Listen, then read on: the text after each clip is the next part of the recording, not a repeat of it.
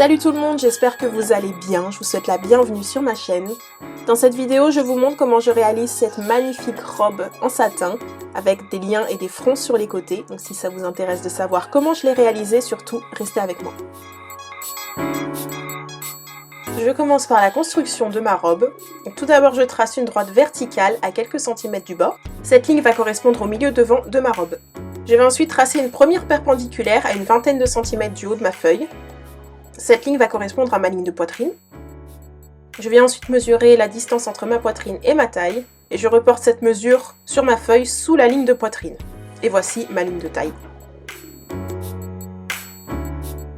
Je vais ensuite mesurer la distance entre ma taille et mes hanches et de la même manière, je viens reporter la mesure et tracer ma ligne de hanche. Je vais ensuite marquer la largeur de ma poitrine. Donc je prends mon tour de poitrine plus 4 cm d'aisance et je divise par 4. J'ai trouvé 22,25, donc je viens mesurer depuis le milieu devant 22,25 sur ma ligne de poitrine. Pour la largeur taille, je prends mon tour de taille plus 2 cm, que je divise à nouveau par 4. Je trouve 17,5 cm. Je viens reporter cette mesure sur ma ligne de taille. Et enfin pour les hanches, je prends mon tour de hanche plus 4 cm d'aisance et je divise à nouveau par 4. J'ai trouvé 24,5 cm. Je viens les marquer sur la ligne des hanches. Ensuite, je mesure la distance entre les deux seins, entre les deux tétons. Je divise cette mesure par 2 et je viens reporter cette mesure depuis le milieu devant sur la ligne de poitrine. J'appelle ce point P. Je trace ensuite une perpendiculaire vers le haut de 12 cm. Sur le milieu devant et au-dessus de ma ligne de poitrine, je viens marquer 3 cm. J'ai tous mes repères, je vais maintenant pouvoir les relier ensemble. Donc je relie ma ligne de hanche à ma ligne de taille et ma ligne de taille à ma ligne de poitrine. Et je vais rallonger la ligne de 2 cm au-dessus de la ligne de poitrine. Et je vais ensuite créer le petit décolleté en V, donc depuis le milieu devant jusqu'à la pointe et la pointe jusqu'au côté. Donc j'utilise un pistolet pour créer une petite forme arrondie.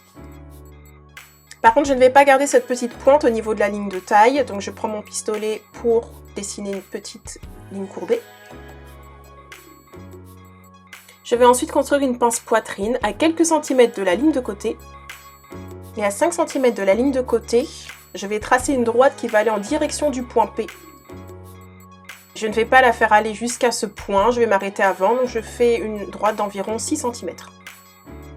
Je veux que ma pince fasse 2 cm en tout de profondeur, donc je vais juste mesurer 1 cm de chaque côté de cette ligne. Et je relie ces points à l'extrémité de la droite que j'ai tracée et ma pince est prête.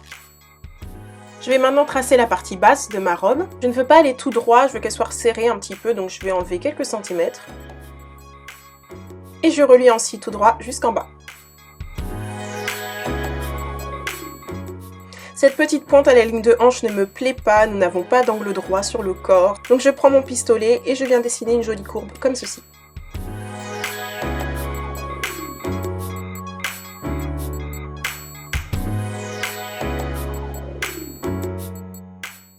Je note où se trouve le milieu devant et je peux ensuite couper.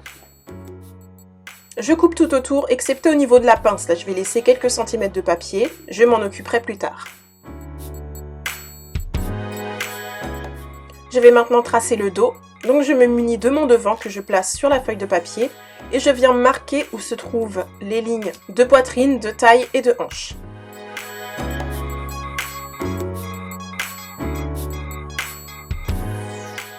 Je reprends ensuite mon élément devant, cette fois-ci que je place à l'envers et je mets bien les lignes les unes sur les autres. Et je prends ensuite en empreinte la ligne de côté, le bas et le milieu devant. Et voilà à quoi ça ressemble une fois que tout est bien tracé et le milieu devant devient le milieu dos. Et pour le décolleté du dos, je vais tout simplement dessiner une petite courbe qui sera un petit peu plus profonde au niveau du milieu dos. Je prends ensuite les lignes de côté de mon devant et de mon dos que je place l'une à côté de l'autre. Je vérifie que la ligne est bien harmonieuse une fois que ce sera assemblé. Là par exemple j'ai une petite pointe, c'est pas très beau, donc je redessine. Je peux ensuite couper mon dos en entier. Maintenant je vais m'occuper de la partie que je n'avais pas coupée sur mon devant. Et ce que je vais faire, c'est fermer ma pince. Donc plier mon papier et faire comme si je fermais ma pince.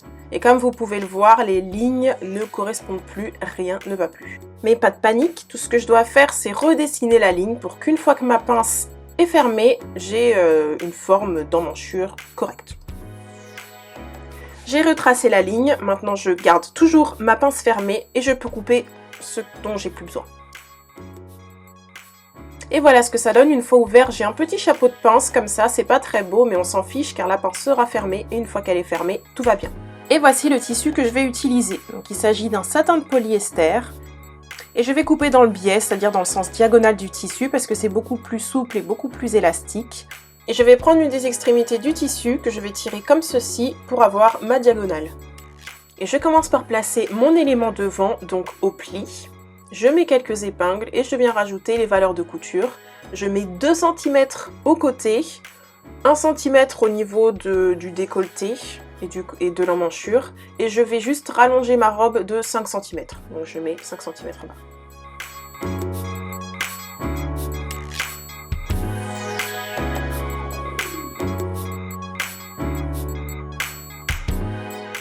Et ensuite je coupe. Je garde mon devant de côté et je vais faire exactement la même chose pour le dos. Donc je rajoute bien les mêmes valeurs de couture, c'est-à-dire 2 cm au côté, 1 cm en haut et donc mes 5 cm de plus en bas.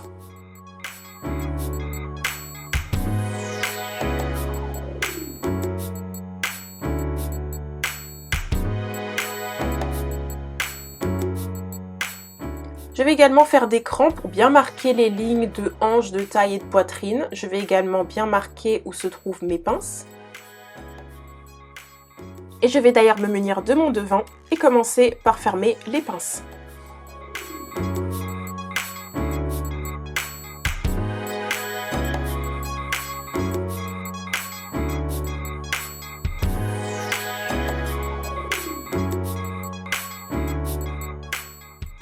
Et à l'extrémité de mes pinces, je ne fais pas de point d'arrêt, je préfère faire 3 petits nœuds à la main. Mes pinces sont assemblées et repassées, je vais tout de suite faire l'ourlet du bas. Je fais exactement la même chose au dos.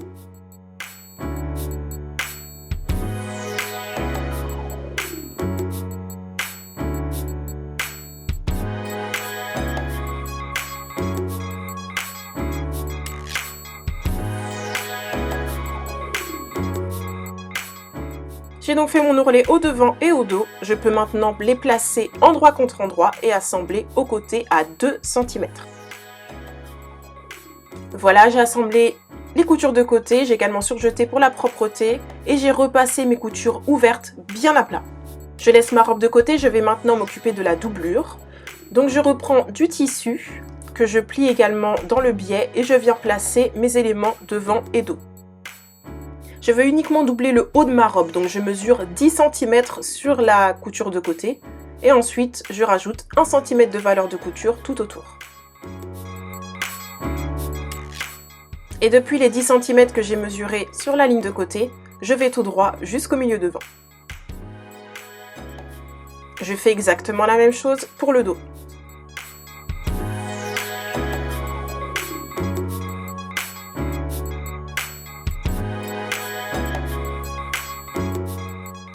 Et toujours avec le reste du tissu, je vais maintenant couper mes bretelles. Donc les bretelles, celles qui iront aux épaules.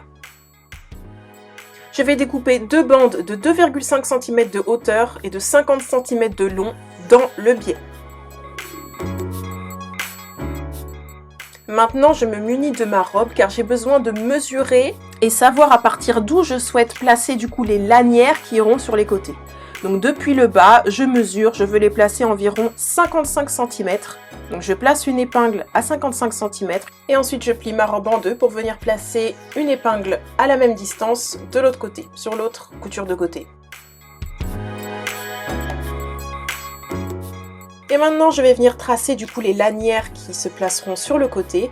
Donc je sais qu'il faut qu'elles fassent au moins 55 cm, même plus que 55 cm, car il faut bien qu'elles dépassent pour pouvoir tirer dessus. Donc je vais découper 4 bandes de 2,5 cm de hauteur et de environ 70 cm de longueur. Cette fois-ci, je coupe dans le droit fil, je ne me prends pas la tête avec le biais. Et voici les 4 lanières qui iront sur les côtés et les 2 bretelles qui iront aux épaules. Donc je vais commencer par faire mes bretelles. Donc je prends une des bretelles que je plie en deux avec l'envers face à moi et je viens piquer à environ 0,5 cm du bord plié.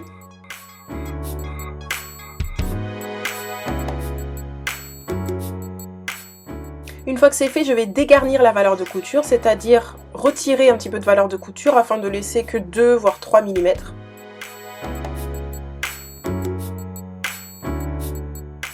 Et ensuite, je vais utiliser ce qu'on appelle un retourne-biais, donc c'est cette petite tige en métal avec un petit crochet au bout. J'insère la tige dans ma bretelle, je vais ensuite accrocher le petit crochet justement au tissu et tirer pour pouvoir retourner ma bretelle sur l'endroit.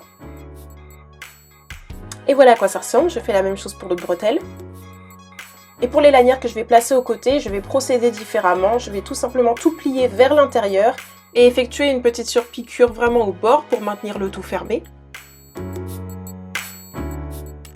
C'est assez fastidieux parce que du coup j'en ai 4 à faire, mais bon, j'aime me compliquer la vie et puis ça occupe.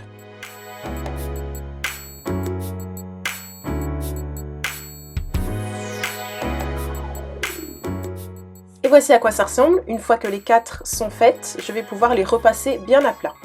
Je vais ensuite me munir de ma robe à nouveau. Et je vais maintenant construire des coulisses, donc les petits tunnels de chaque côté de la couture de côté pour insérer les lanières. Donc je vais tout simplement effectuer des surpiqûres à 1 cm de chaque côté de la couture de côté. Je place des épingles à 1 cm de la couture de côté, elles vont me servir justement à les suivre et à faire une couture bien droite. Je place des épingles jusqu'à arriver à la dernière épingle que j'avais mis de travers à 55 cm du bas. Et je vérifie sur l'envers que mes épingles passent bien dans la valeur de couture de manière à bien pouvoir construire mes tunnels. Donc je commence par le bas de ma robe, je commence par un point d'arrêt et je vais tout droit jusqu'à arriver à la dernière épingle.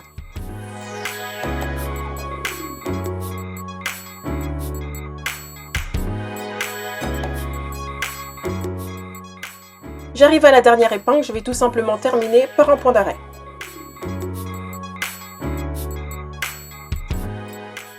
J'ai fait un côté de la ligne de côté, je peux maintenant faire l'autre.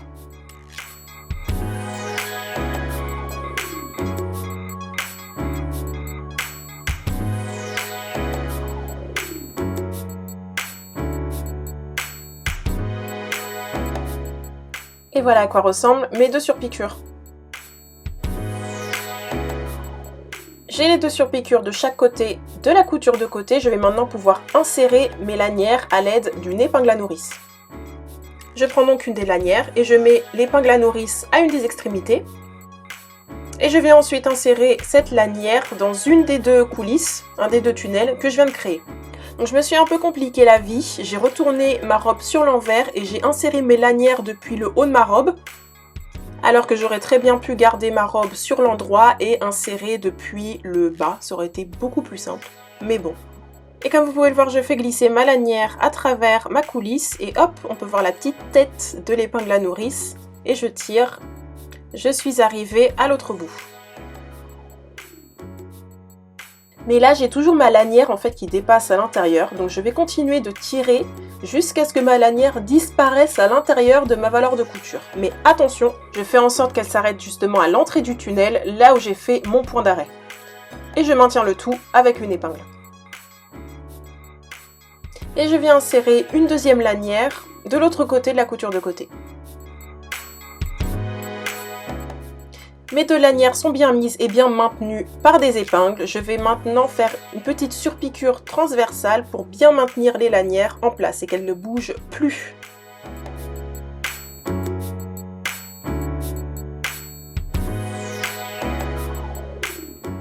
Je fais un aller et un retour pour bien les bloquer.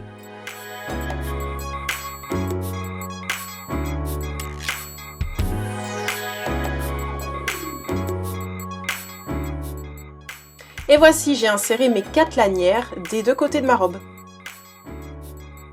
Je vérifie que l'effet froncé fonctionne bien. Ça fonctionne, je suis contente. Je vais maintenant laisser ma robe de côté et m'occuper de la doublure. Donc je vais tout simplement assembler le devant et le dos côté endroit contre endroit et fermer mes pinces au devant. Et j'ai ensuite essayé ma robe, j'ai épinglé les bretelles rapidement pour pouvoir l'enfiler et je me suis rendu compte que c'était un petit peu grand dans le dos, donc j'ai retiré ce qu'il y avait en trop. J'ai donc fait mes petites modifications et j'ai également mesuré la longueur de bretelles voulues, les voici. Elles font environ 38 cm de long. Je vais donc les épingler à la pointe en les orientant vers le bas.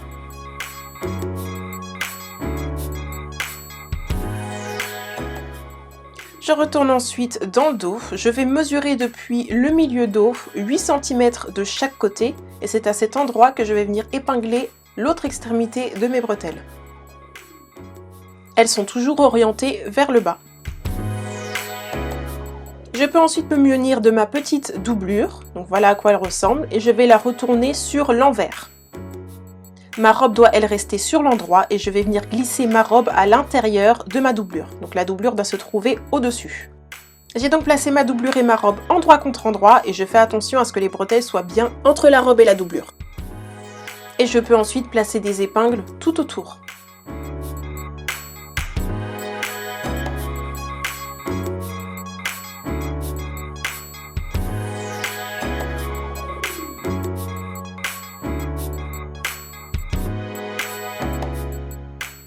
Les bords sont bien alignés et bien épinglés. Je vais maintenant pouvoir amener ça à la machine et assembler à 1 cm tout autour.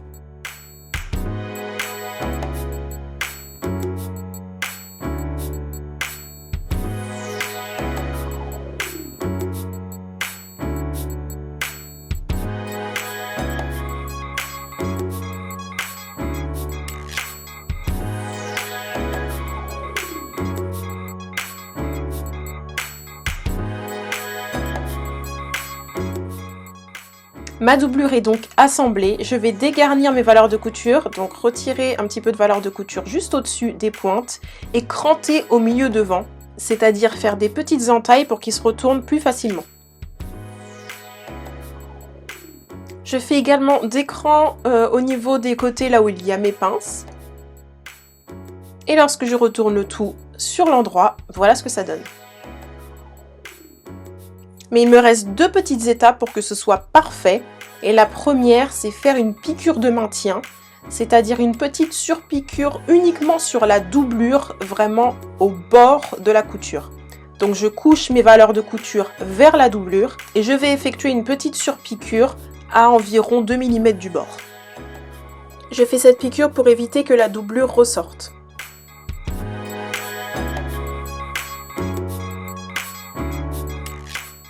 Et je vais faire ça en 2 temps, car malheureusement avec le pied de biche, je ne peux pas me rapprocher beaucoup trop près des bretelles. Donc je commence par le devant, le décolleté, le V, et ensuite je m'occupe de la partie extérieure, donc à l'extérieur des bretelles, pour ensuite passer dans le dos et aller de l'autre côté jusqu'à l'autre bretelle.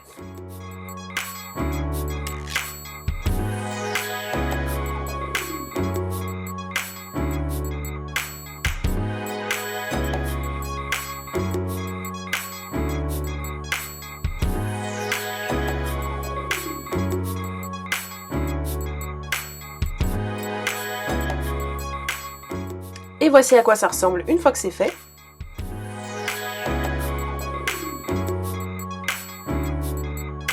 Et enfin la dernière étape, c'est tout bien repasser à plat. Et voilà, ma robe est enfin prête. Je suis vraiment contente du résultat, je la trouve vraiment réussie. J'ai vraiment envie de la refaire dans toutes les couleurs possibles et imaginables. En tout cas, j'espère vous avoir donné envie de réaliser votre jolie robe. N'hésitez pas à vous abonner, à activer la cloche pour voir plus de contenu comme celui-ci. Et en attendant la prochaine vidéo, surtout, prenez soin de vous. À bientôt!